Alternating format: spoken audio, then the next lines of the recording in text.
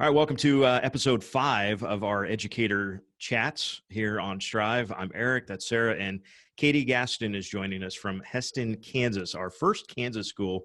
We got you guys signed up there in December and had a great winter before We did. COVID-19 happened.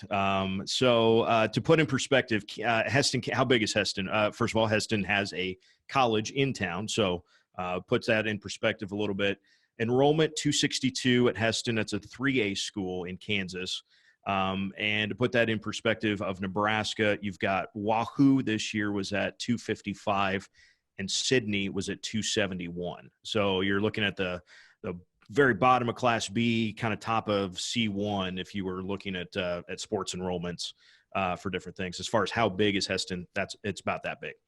So somewhere in the vicinity of Oahu, which is growing all the time, actually. So, Katie, first of all, thanks for joining us and getting things going here. So, first question, and we'll leave this in the final edit, but how are you doing?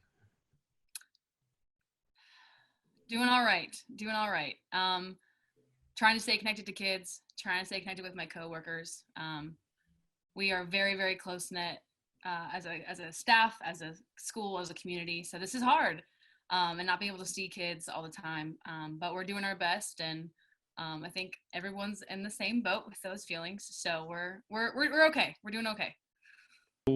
Basically, these interviews have been obviously super casual because we're going with the office and whatnot. But really, we're just kind of checking in with our Strive family, right, and seeing how you are handling everything going on. How are your kids?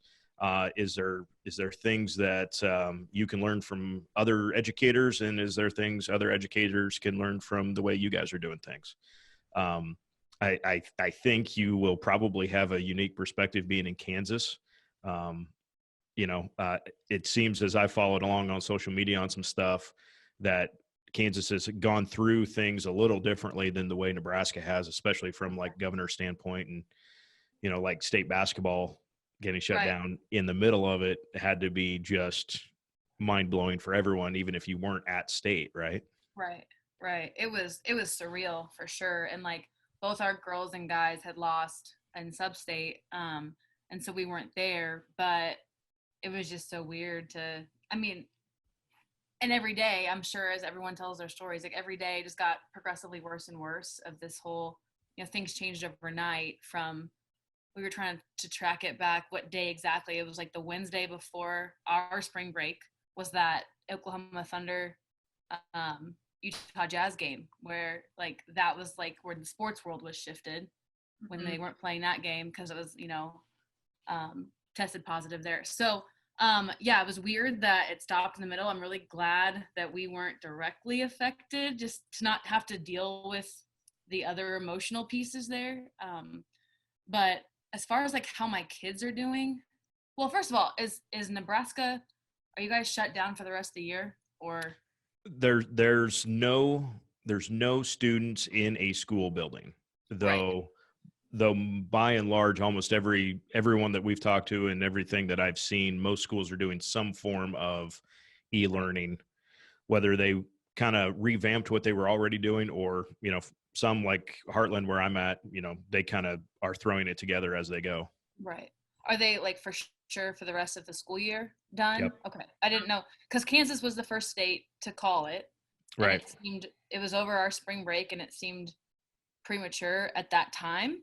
Yeah. But then, you give it 24 more hours, 48 more hours. And I was like, no, that was a good call because, we're done the second week of May pretty much. And at that point, if had you gone to the end of April, being out of school would be no sense to come back. So it was weird at first and super sad for seniors especially. But as far as like my kids and our AV program, we had a day where we got to a couple days where we kind of went in and teachers got to kind of clear out a lot of stuff, and we can still go in now, but we and some of my kids, we very optimistically took a bunch of equipment out with us, thinking maybe we could do some streaming or do something, get together in small groups, because at that point it was like, oh, can we still meet in groups of like 5 and do it outside the school building or whatever. And it just hasn't, it's every day again more and more kind of no, you're not going to be doing that at all. So there have been casually like a couple of kids have come and like gotten cameras and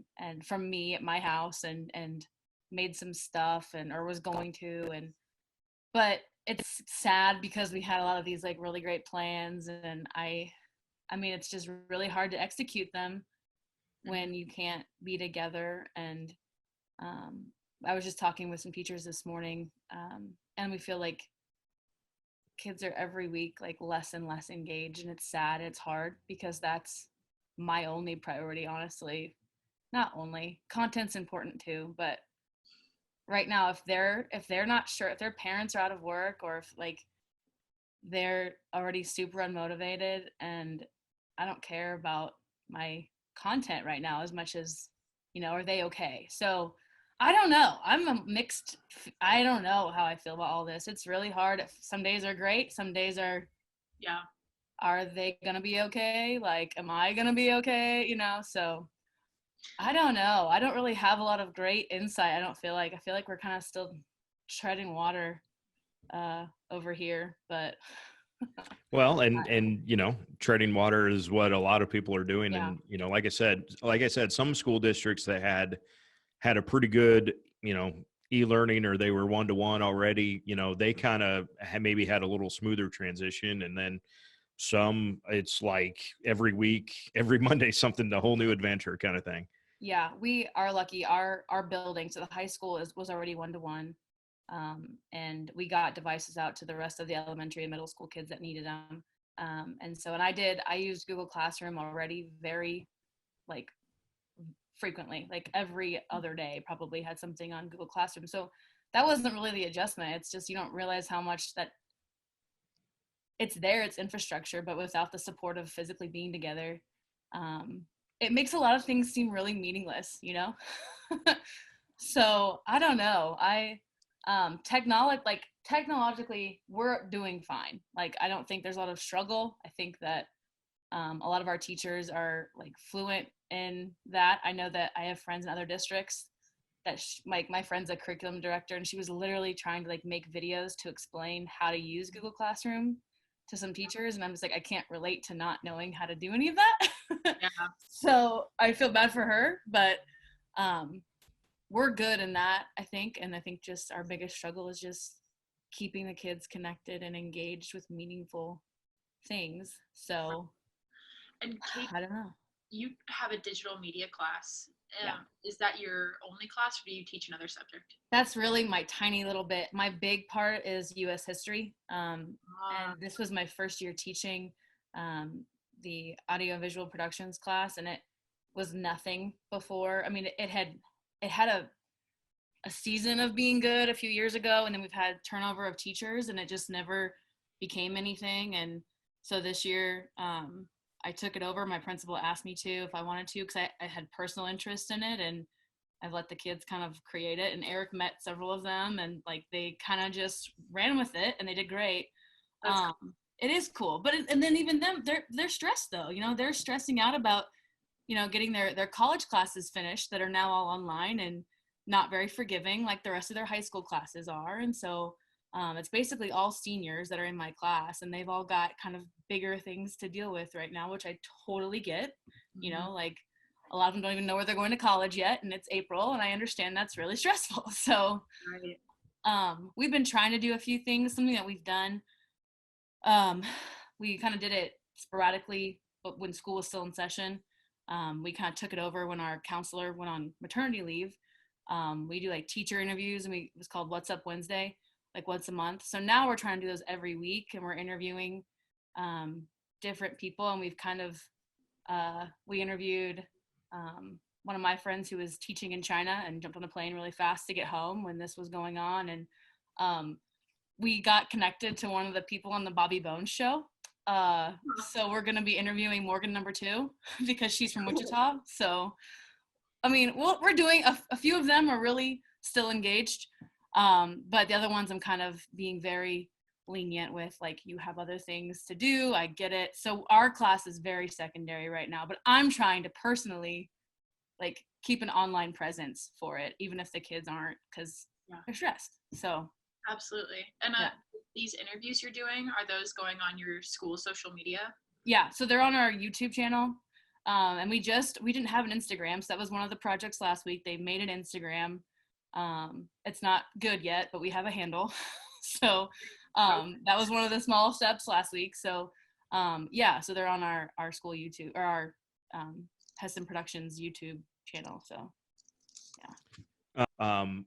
Is there anything that you've kind of adopted since all of this started that you think might be beneficial going forward when we get back to something that's like a new normal, that, okay, hey, this actually worked outside classroom time? Is there anything that you found that you'll kind of take with you?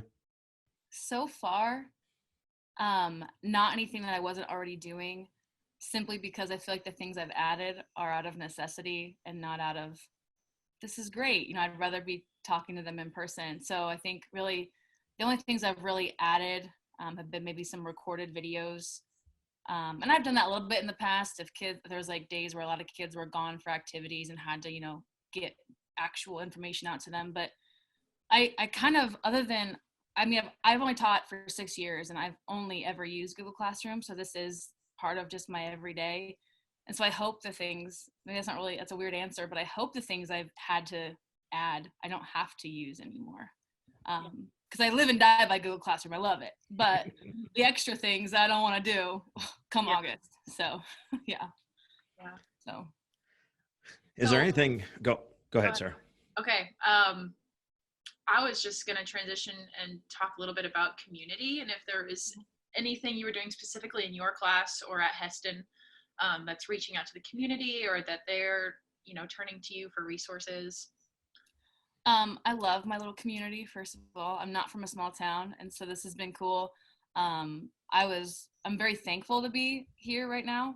I was getting really bored with the small town feel up until this point, and I'm really glad, and it's kind of a crisis. Like, everybody's here and supportive, and our rec department has done things on social media, kind of like tried to push like daily activities for kids to do, like go on a scavenger hunt in your car, or like chalking on the sidewalks, or we did a bear hunt. A lot of towns have been doing the bear hunt thing, putting the bears in the windows. And I didn't know that was a thing. Okay, yeah. So like people, the kids are gonna go on a bear hunt that night, so you put like a bear in your window, and they drive around with their families trying to find so many bears. Like, they keep tally how many bears they find. So There are 31 bears on my block, and that was before we put 8 in our window.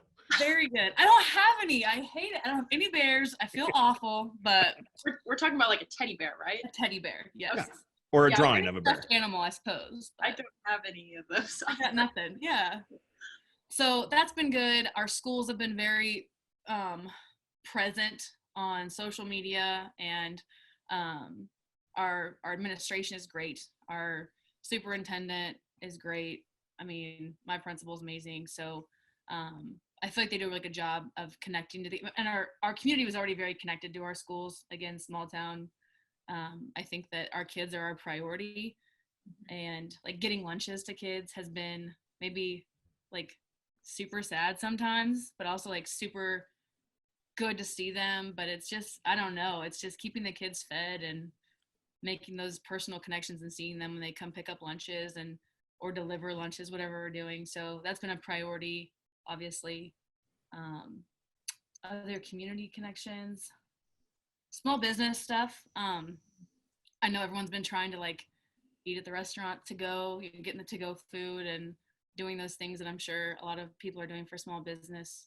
Because we don't have a ton, but we have some places here that could very well tank, if this went on for too long. So yeah, I mean, you can tell the community is very close-knit and supportive of schools, and schools supportive of community, and it's this really positive cycle that already existed.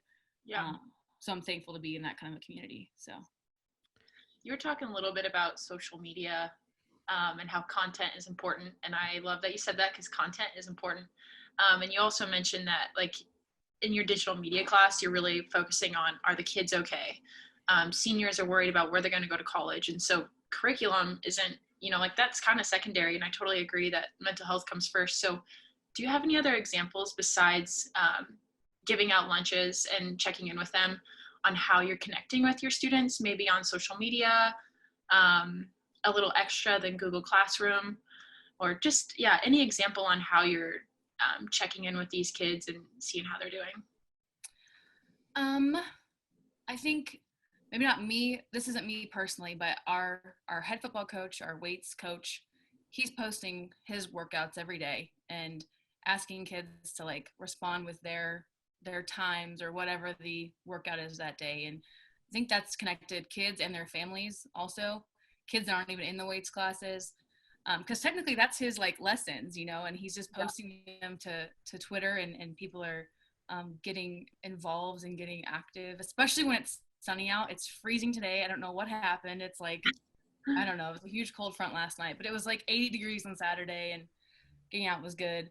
But on social media for me, I think other than just like, I'll sometimes, like today I tweeted out a video of our basketball coach that he sent me. I'm working on a project for the kids that they don't know about yet, but so I asked teachers for some of their videos, like saying a little blurb, and he ended up making this silly video, and I tweeted that out today, and he called me and he's like, well, someone might not like that we're less than 6 feet apart, but I'm going to make the kids laugh. And it was, yeah. So it was funny. And there's not anything really specific every day that I'm doing. I'm definitely just tweeting more and like posting on Instagram more, and like just a presence is more. And I've texted specifically certain kids, especially seniors, just like checking in on them and seeing how they're doing. Again, small town things, kids you've coached for 4 years, or kids you've had in class for 4 years, or known their family for 7 years or whatever. Right. It allows you to have those more personal connections. And so, because when I went to school, you weren't going to be texting a teacher to see what's going, you know what I mean? So yes, it's different. So cool. Good stuff. Yeah. So I guess we could kind of almost start to wrap this up a little bit, but I'm curious to know, Katie, is there anything that you think that we at Striv, or that other educators in the Striv community, the Striv family, as we say, might be helpful with? Right now, I don't know. I like just being able to stay connected on social media, and even if not communicating always back and forth, just like seeing posts is good. I know we were really excited about streaming. We had all these plans about streaming baseball and softball games, and I'm sad they're not going to happen, because we were really excited. The coaches were really excited. We were making all these plans, and we had filmed some like promo stuff, and so I'm disappointed that won't happen. But we're very excited for next year, and we're putting all of our eggs in one basket that we will have football and volleyball, and it'll be fine. Everything will be fine. August will be great, and we'll be back to normal. But no, I know we definitely aspired to maybe have something live right now, but I don't know. I guess just the continued presence on social media. It's great when it can be awful, but I feel like during this time I've seen so much more good than bad on social media, and I felt so much more connected than pessimistic, I guess, towards it than I have been in the past. So staying connected. So love it. Well, we can do that. We like being connected. Yes. So we'll continue. But that's Very awesome, good. Katie. Thanks for sharing.